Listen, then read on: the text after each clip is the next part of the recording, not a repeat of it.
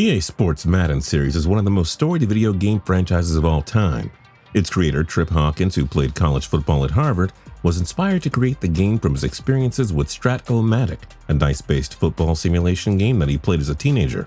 At Harvard, his first football-related coding project was a simulation he wrote for the technological dinosaur known as the PDP-11 minicomputer. He created a simulation that was designed to predict the score of the '74 Super Bowl, where the Miami Dolphins defeated the Minnesota Vikings 24-7. Hawkins' simulation predicted 23-6. Not too shabby. In 1982, Hawkins founded Electronic Arts, the parent company of EA Sports, and soon began developing a microcomputer football game, his ode to the Strat-O-Matic. As the game's development progressed, Hawkins began approaching football personalities to endorse the game.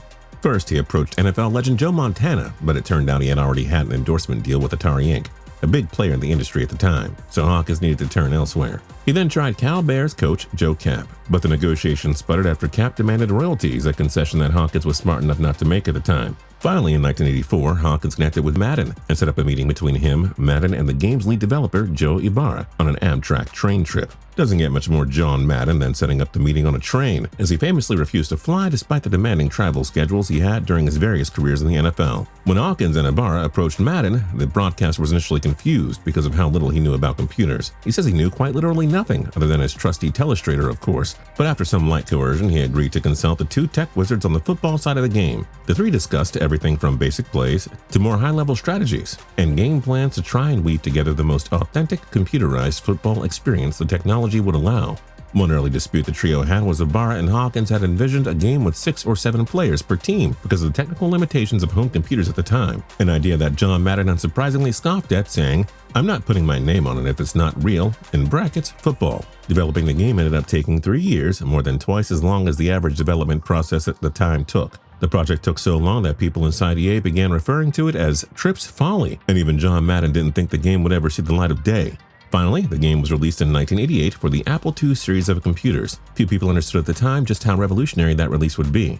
The game sold decently well, but it had a choppy interface and ran slow on many computers, in part because of Madden's insistence that there be 11 players on his side. Madden, who was surprised the game was even released, mistakenly doubted EA once again and turned down the opportunity to buy what has been described as an unlimited number of options for EA stocks when it went through its IPO, a decision he'd go on to describe as the dumbest thing I ever did in my life. You think? So how did this glitchy, moderately successful football computer game help to pioneer the now massive sports video game industry? Well, because the developers took feedback from the users, worked their tails off, and the game evolved. Over the next few years, EA leaned on a number of external partners, hiring Park Place Productions as developers and striking licensing deals with Sega to take their user experience to the next level. In 1990, John Madden Football was released for the Sega Genesis and sold over 400,000 copies, outselling the company's projections by over 300,000 copies, because they took what the users said and applied it. What a novel concept. Over the next decade, EA inked deals with a number of other consoles and accomplished what was perhaps its crowning achievement of the 90s by finally getting the rights to have the actual NFL players and franchises in the game. As the millennium turned and EA's technology became exponentially better, the developers continued to create a game for the people, introducing features like hot routes, the playmaker tool, and of course, the truck stick. The run with Lynch. That ball still down the numbers. There he goes. The user experience made Madden a fixture in nearly every gamer's rotation, and the lead up to the latest edition's new features always drew a ton of attention. But somewhere along the way, EA got lost. Or maybe stopped caring about what the gamers wanted, figuring they'd cornered the market and now it was time to line its pockets. Which brings us to present day and the impending release of Madden 20. The game hasn't even come out yet and people are already up in arms about EA's utter dismissal of some issues that were spotted in the previous editions of the game, and it starts in some painfully basic spots. First off, does the throwing power attribute actually mean anything? I know that pretty much all the quarterbacks at the NFL level have strong arms, but not to the extent that everyone can flick the ball 60 yards downfield while rolling out in either direction. One of the biggest complaints year in and year out about Madden is the fact that EA, the titan of its industry, can't seem to straighten out the graphics when a player is making a catch. As the catch is somehow happening, the football appears to mysteriously skip through the time-space continuum and is somehow vacuumed into the receiver's grasp. Okay, Madden. Keep having your game developers spend all their time working in gimmicky jokes, like including the Philly special in the game or having Tom Brady get left hanging for a high five on the bench. That's what the people want. Who cares about the graphics of the catch? I mean, people don't really throw the ball that much in Madden anyways, right? Unfortunately, this doesn't really come as a huge surprise at this point. The Madden game designers have been neglecting these kind of concerns for years now. I mean, half of the physics in the game don't even make any sense. Take the two-man tackling sequence, for example. It is great that the game is intuitive enough to include gang tackling now, but come on. How many times do we need to see the exact same scripted pattern? The runner bounces off one as the other tackler drags him down. Rinse, wash, and repeat. And let me be clear, if you are playing Madden 20, under no circumstances let yourself think the weight of the players matters at all. Le'Veon Bell can meet an 165-pound cornerback head-on in the open field, truck stick and all, yet if the tackler's timing is right, he can stop him dead in his tracks. 'Cause why not? Collisions of all sorts have been a challenge for recent editions of Madden, really. When a cornerback jumps for the ball, there is almost always a clunky mid-air collision that looks so awkward. Not only does it look bad, the defender can just go for the ball with no fear of blowing the play because an inadvertent collision will more than likely take down the receiver anyways. What's really crazy is that it seems like these kinds of issues have actually gotten worse in recent editions. Now it is all canned graphics that just don't even make any sense. Defensive end Muhammad Wilkerson was a great player in his heyday with the Jets. He racked up a couple of All-Pros and was a force to be reckoned with. Now, not so much.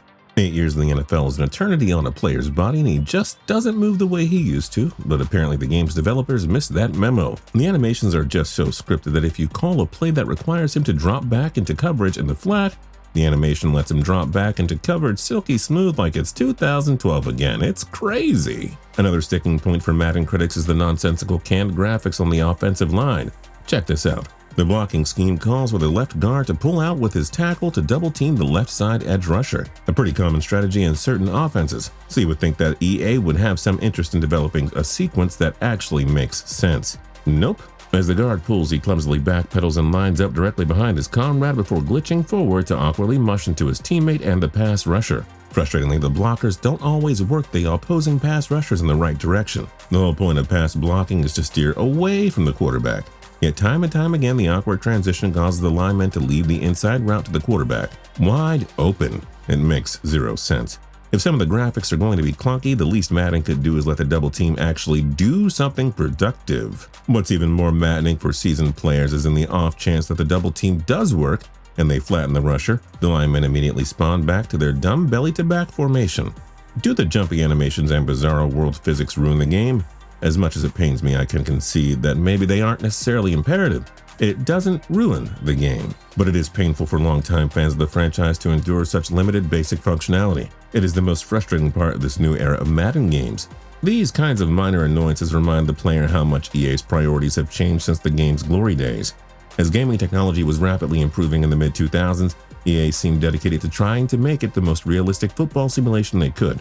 They improved the graphics and functionality with each edition. Sure, they kept adding different one-player modes and a ton of other toys and trinkets, but that was never the primary objective. It always felt like the user experience was the game developer's main focus. Now it feels like EA's priorities are entirely different and the company just wants to create viral marketing moments within the game while it gouges the gamers for as many microtransactions as humanly possible. I'm looking at you, Ultimate Team mode. Hopefully, the powers that be will finally get the message, as the internet has pretty unanimously agreed, that Madden is in desperate need of a rebuild. Think about that. Players from all corners of the internet are in agreement. That's how blatantly obvious Madden's shortcomings are. The internet, which is generally a cynical and combative environment, is actually united on something. His leg is rotisserie, yo! His leg is turning around like it's a rotisserie! Wait till you see it! I could unearth a year's worth of complaints in a 10-second Twitter search for Fix Madden. Toadman wins most insightful comment. 2K wouldn't do this to us. So trash and awful, a damning indictment. Sorry, Webby or Eddie Brock or whatever your name is, I wouldn't get your hopes up. This one was just sad. Sad and relatable, that is. You aren't alone, Small Money Tim. We feel your pain. The tweets are endless and with good reason. The game has become shamelessly mediocre and EA doesn't seem to care at all because the company is making money hand over fist from the in-game microtransactions. Here's to another year of playing Madden for 1 week before setting it aside to collect dust while you play a game that actually values its user experience. Until they rebuild everything from the ground up, it's going to be mediocre at best, and plays will be decided more on a dice roll than player skill. And if you're new here and you haven't subscribed yet, feel free to do that right now. And if you like the video, then like the video. We really appreciate that. Until next time, tune into TPS for more cool videos every single day.